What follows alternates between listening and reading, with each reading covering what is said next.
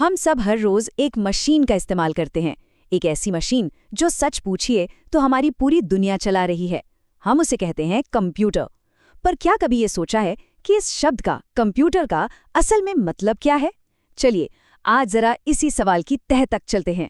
तो हाँ, सवाल यही है, ये शब्द जो आज टेक्नोलॉजी का दूसरा नाम बन चुका है, आखिर ये आया कहाँ से? इसका मतलब क्या था जब ये पहली बार इस्तेमाल हुआ था? और देखिए, हैरानी की बात यह है कि इसका जवाब बहुत ही सीधा साधा है। ये शब्द लैटिन के एक शब्द कंप्यूट से निकला है, जिसका मतलब होता था गणना करना या हिसाब लगाना। बस इतना ही। तो इसका मतलब ये हुआ कि अपने दिल में, अपनी आत्मा में एक कंप्यूटर हमेशा से सिर्फ एक गणना करने वाला डिवाइस ही रहा है। हाँ, ये बात और है कि समय के साथ इसकी परिभाषा बहुत बहुत बड़ी हो गई है। तो चलिए अब जरा आज के ज़माने की बात करते हैं।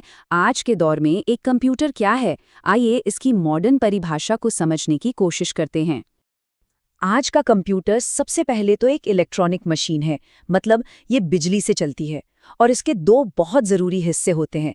एक है सॉफ्टवेयर, यानी वो सारे प्रोग्राम्स जो उसे बताते हैं कि करना क्या है, और दूसरा है हार्डवेयर, मतलब वो हिस्से जिन्हें हम देख सकते हैं, छू सकते हैं। ये असल में एक डेटा प्रोसेसिंग मशीन है जो हमसे डेटा और कमांड्स लेती है, जिसे हम इनपुट कहते हैं, उस पर काम करती है और फिर हमें एक काम का नतीजा देती है जिसे हम आउटपुट कहते हैं। और हाँ, जब हार्डवेयर की बात होती है ना, तो इसका मतलब वो सब कुछ है जो फिजिकल है। मतलब कंप्यूटर के अंदर का मदरबोर्ड हो या बाहर रखा हुआ कीबोर्ड और माउस, ये सब हार्डवेयर का ही हिस्सा है। लेकिन ये जो इतनी कमाल की मशीनें हैं, ये बस ऐसे ही नहीं बन गईं। इनके पीछे कुछ असाधारण, कुछ ब्रिलियंट दिमाग थे। तो चलिए उन लोगों को याद करते हैं जिन्होंने इसकी नींव रखी थी।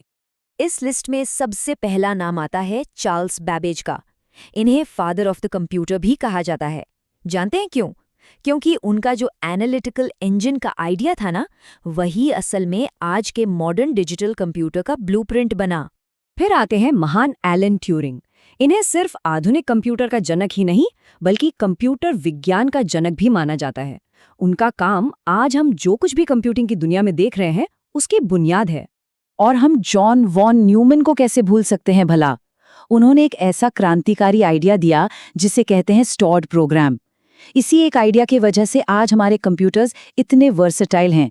मतलब एक ही वक्त में वो गाने भी बजा सकते हैं और मुश्किल से मुश्किल कैलकुलेशंस भी कर सकते हैं। तो ये तो हुई मॉडर्न कंप्यूटर के दिग्गजों की बात। पर चलिए अब थोड़ा टाइम में पीछे चलते हैं, बहुत पीछे, और देखते हैं कि ये हिसाब किताब, ये गणना करने का सफर आखिर शुरू कहाँ से हुआ था। जरा सोचिए, हजारों साल पहले का वो जमाना जब कोई मशीन नहीं थी, तब लोग गिनती कैसे करते होंगे?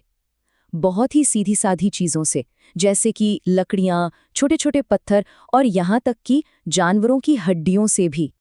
लेकिन जैसे जैसे वक्त आगे बढ़ा, इंसान ने गिनती करने के और भी बेहतर तरीके खोजे, नए नए उपकरण बनाए।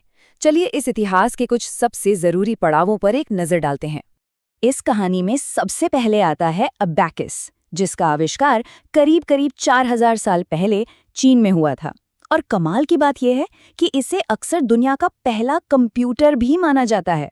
था तो ये बस एक लकड़ी का फ्रेम जिसमें रॉड्स पर मोतियां लगी होती थीं, पर इससे जोड़ घटाने जैसे काम बड़ी तेजी से हो जाते थे। फिर साल 1617 में स्कॉटलैंड के जॉन नेपियर एक बहुत ही अनोखी चीज लेकर आए, नेपियर्स बोन्स। और हाँ, नाम की तरह ही ये सच में जानवरों की हड्डियों से बनी पट्टियां थीं जिन पर नंबर लिखे होते थे। रैप्डोलॉजिया नाम की एक खास टेक्निक से इसने गुणा और भाग जैसी मुश्किल कैलकुलेशन को बहुत आसान बना दिया था। और इसके कुछ ही साल बाद 1622 में विलियम ऑट्रेड ने स्लाइड रूल का आविष्कार किया। ये एक और शानदार डिवाइस था। इसमें बस दो पट्टियों को एक दूसरे पर खिसकाकर लॉगरिथम के सिद्धांत का इस्तेमाल किया जाता था। ये इतना कामयाब हुआ कि सदियों तक ये इंजीनियर्स और साइंटिस्ट्स का सबसे भरोसेमंद साथी बना रहा। तो देखिए कहाँ पत्थरों और हड्डियों से गिनती की शुरुआत हुई थी, और आज हम ऐसी मशीनों तक पहुंच गए हैं जो एक सेकंड में अरबों कैलकुलेशंस कर सकती हैं। ये सोचना ही कितना दिलचस्प है कि गणना करने वाला अगला महान उपकरण क्या होगा, कैसा दिखेगा, क्या करेगा।